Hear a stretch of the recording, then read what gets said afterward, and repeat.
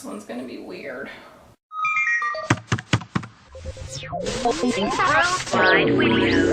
So I was challenged by Morgan to write a horror/mystery, then read it to you in the best, most serious, dramatic way I can possibly manage. This story has to have a bit of a different take on it, and I'm gonna let you figure out what take that is. I loved every minute of it, and here you go. Also, just to warn you, it might be a little long, and I do apologize for that. I awoke to an unusual sound that Tuesday morning. Clearing away the cobwebs left behind by a heavy sleep, I studied my plain white ceiling as I attempted to decipher the sense of foreboding that accompanied whatever noise had awoken me. It was quiet. Too quiet. And with the silence that lofted eerily through my surroundings came the distant sound that I could not name. It was rising, like a thunderous warning from the fires of hell, alerting all my senses before I even understood what was about to happen. And then I heard it. The sound of 1,000 little hooves. My childhood flashed before me, met with a god-awful fear that shook inside my bones. Instinctively, my lips formed a whisper, "They're back." And then came the blood-curdling scream from downstairs. I was up in a shot, running for the kitchen at full tilt. My large sheepdog, Coco, met me at the bottom of the stairs, howling to warn me of the impending doom I would find in the kitchen. I struggled to fight her off as she begged to be comforted, but I was too late. I heard the back door close ever so gently, as if the doom who had visited me was being kind enough not to disturb me. This could not be happening again. I ran for the kitchen. "Karina!" I yelled for my wife, sprinting out my front door. I was met with Mrs. Cummings, who was in hysterics. "Shepherd!" she cried out to me. "They took him! They took Billy!" The nightmare happened every 20 years. I just hadn't thought the same demons that had haunted my town before, that had stolen my mother and robbed my childhood, that they would dare come back again.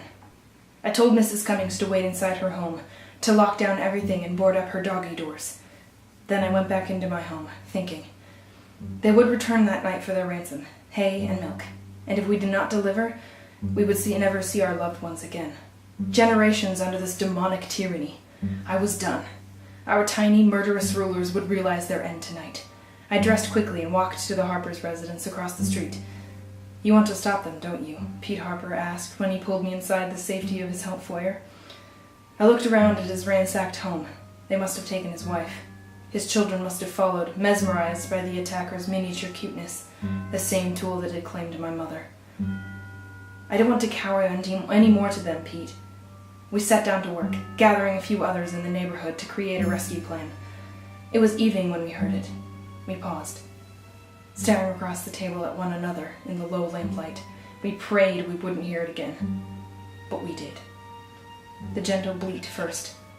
Then it rose into an army of meek baws that shook our windows. They were early. I deemed myself brave enough to go to the window. And there they stood, their beady black eyes glaring at our planning headquarters, reading our every thought. Their narrow ears twitched, their tiny muzzles gnashed. Our loved ones huddled off to one side, tied and gagged. How that was managed, do not ask me. Pete joined me by the window. "I think they want to talk to you, Shepherd." I was shoved out the front door by the group, and I faced my lifelong nightmare. Staring up at me from their 2-foot-high stature, hooves pointed at attention, they bleated in unison. The army of miniature goats, who had been terrorizing my town for centuries. I was finally facing off with them. "We don't have what you want," I said quietly, breaking the silence surrounding us. Their leader bleated indignantly. I was met with baws of rage. I stood there uneasily, knowing this was to be the end, for all of us. They closed in on me, and I attempted to use my high school kicker experience to fend them off. Goats flew wildly in the air, bleating with surprise. There were so many of them, my panic grew.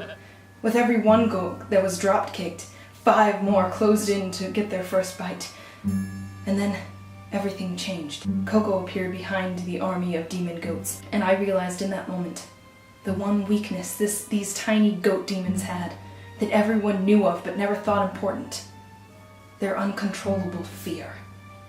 Coco let out a large, short bark. The frightened bleats rippled instantly through the sea of wiry fur, and down they went, their legs freezing stick straight as they fell sideways. And silence reigned.